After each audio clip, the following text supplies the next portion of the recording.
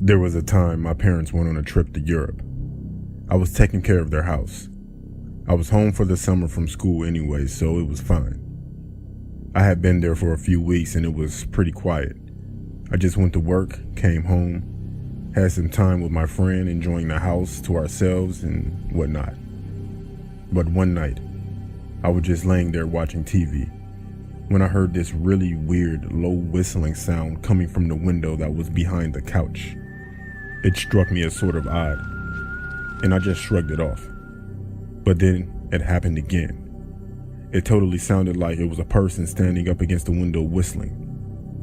I looked out the window and obviously there was no one there, so I figured I should go check it out.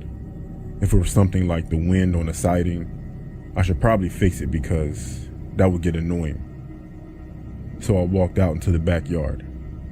The backyard in my parents' house is really pretty. It's sparse, but sort of forest that leads to a road on the other side. So I looked at the house and didn't see anything, but then I heard the sound again. It was coming from the woods in the back. I was pretty creeped out at this point, and of course I couldn't see anything in the woods, so I hurried back through the door and I locked it behind me.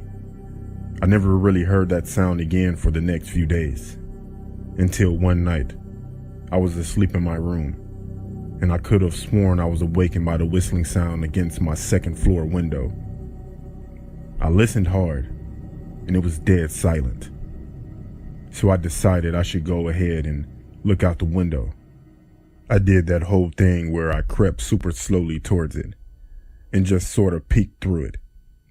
Outside my window, there was a man just standing there. I was really sleepy, so I can't know how much of this I'm misremembering.